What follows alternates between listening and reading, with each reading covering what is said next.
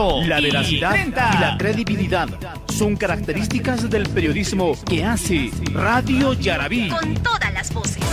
Periodismo de opinión al servicio del pueblo. Yarabí, Yarabí, con todas las voces. Con todas las voces.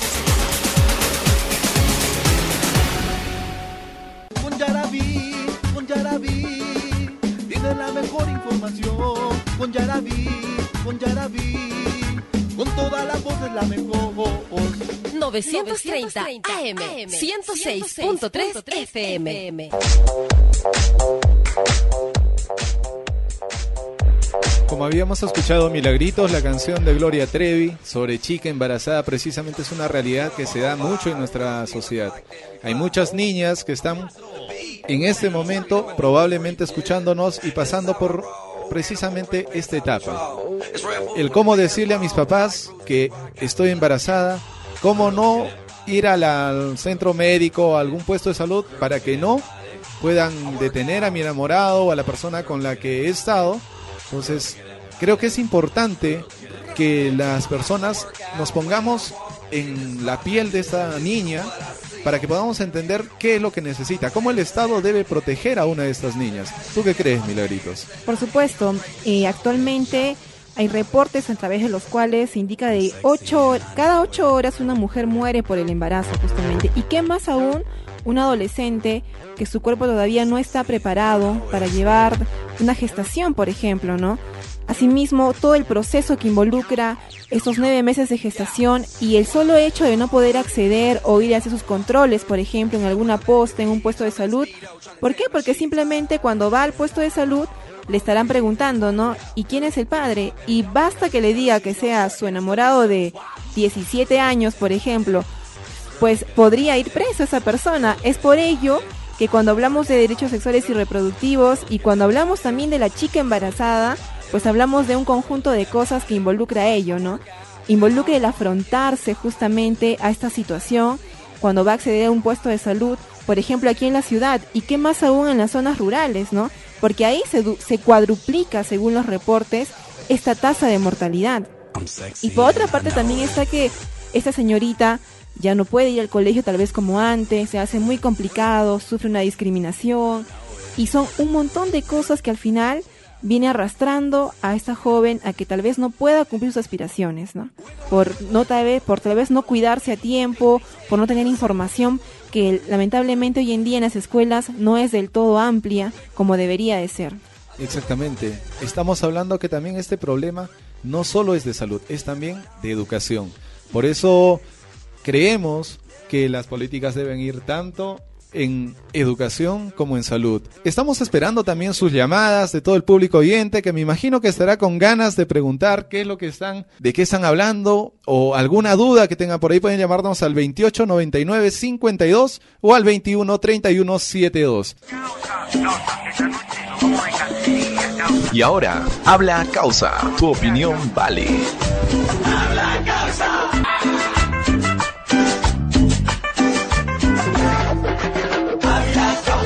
Esta noche nos vamos de casa, esta noche ya no pasa causa, esta noche me quedo en su casa.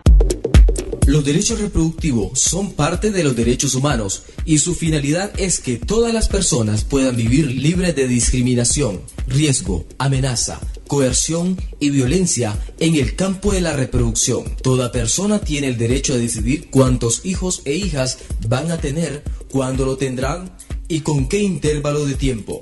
Recuerda, tu cuerpo es tuyo, tú decides.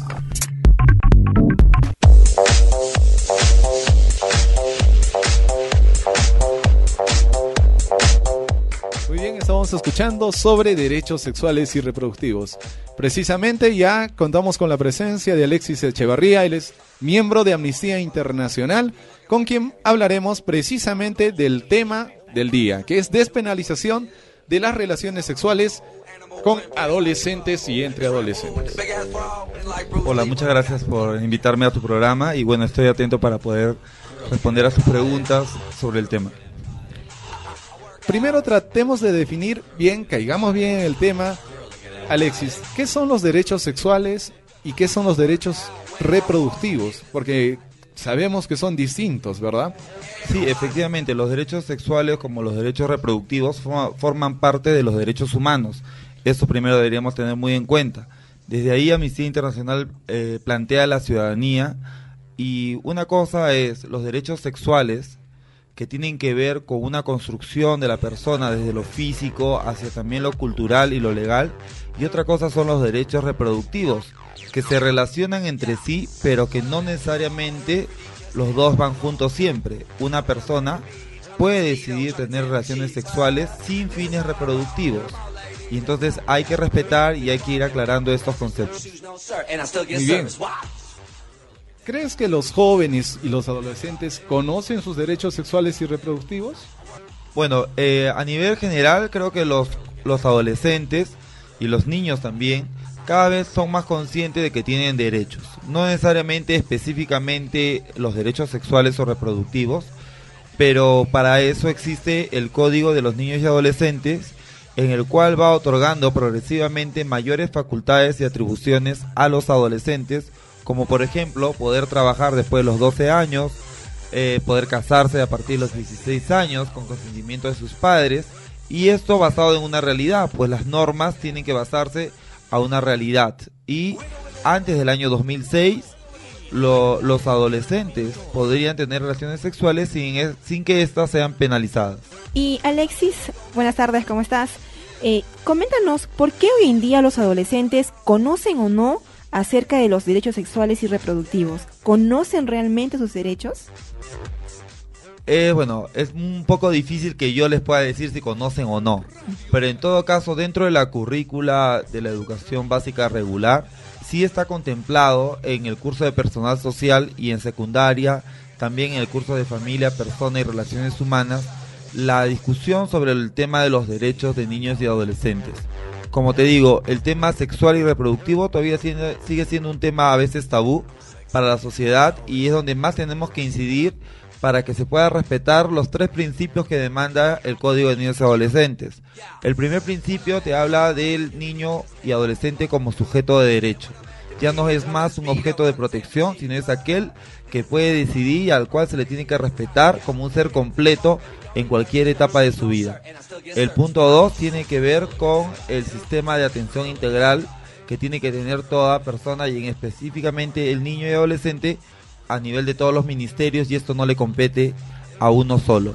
Y finalmente, el interés superior del niño, es decir, ante una situación donde esté en juego sus derechos, debemos pensar primero en los niños y adolescentes como personas, y no tanto en los miedos que podamos tener como adultos o en las creencias que tengamos, pues estamos en un estado de derecho en el cual se tienen que respetar las normas. Precisamente hay algunos grupos o sectores de la población que están en contra precisamente de esa despenalización de las relaciones sexuales, porque creen que este enfoque va a permitir la promiscuidad de los jóvenes en vez de, digamos, darles una educación. ¿Tú qué opinas sobre esto? Bueno, hay varios factores en el tema de derechos sexuales y reproductivos. Para Amnistía Internacional es muy importante el respeto de los derechos humanos, y desde ahí planteamos de que toda persona, sea niño, adolescente, joven, adulto, mayor, tiene derechos y estos deben ser respetados.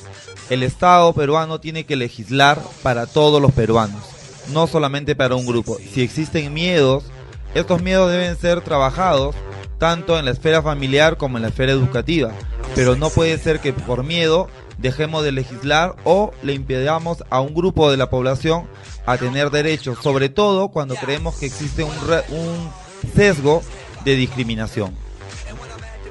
Y bueno, Alexis, estamos creo en un proceso en el cual justamente estamos en camino a ello, ¿no? A esa despenalización o no, hay mucho debate al respecto, y creemos que también como Amnistía Internacional es necesario poder hablar de esto. ¿Cuál es el principal eje o el principal argumento por el cual estar propiciando que se despenalice esta ley? Es un aspecto 1 de derechos humanos, un aspecto 2 es el respeto por las leyes internacionales y los acuerdos que el Perú ha firmado, y tercero, que creo que es más importante, es la realidad, ¿no? O sea, en el año 2006 se penaliza recién las relaciones sexuales entre adolescentes. Y esta situación se lleva sin ningún criterio técnico, pues los informes del Ministerio de Salud manifiestan que la población en mayor riesgo, no solamente para embarazos, sino también para las infecciones de transmisión sexual y para VIH-Sida, son los adolescentes. Como tal, el Estado está en la obligación de proponer e implementar políticas públicas que aseguren los derechos a la vida, el acceso a servicios de salud correctos y a una educación que permita garantizar los derechos de los adolescentes. Amnistía Internacional ha estado trabajando precisamente contra la discriminación. ¿Tú crees que esta ley que se dio en el 2006 de algún modo es discriminatorio? ¿Contra qué grupo? Sí, en parte sí, porque Amnistía siempre está luchando a nivel mundial porque le demos la categoría de ciudadanos a todas las personas y que esta no tenga que ver ni por su raza, ni por su condición económica o social, ni por su opción sexual. Y en el caso de este tipo de normas, lo que impide esta norma es no acceder a, por ejemplo, métodos anticonceptivos. Y esto para la población más pobre es un problema. Y entonces las mujeres, adolescentes, con mayor número de hijos no planificados, son las mujeres pobres. Entonces sentimos nosotros que existe una discriminación para ellas porque no está prohibido vender un preservativo en una farmacia, ni tampoco está prohibido que puedan las mujeres comprar algún método anticonceptivo en la farmacia. Eso quiere decir que quienes no acceden a métodos anticonceptivos son los más pobres. Muchísimas gracias. Estuvimos con Alexis Echevarría de Amnistía Internacional.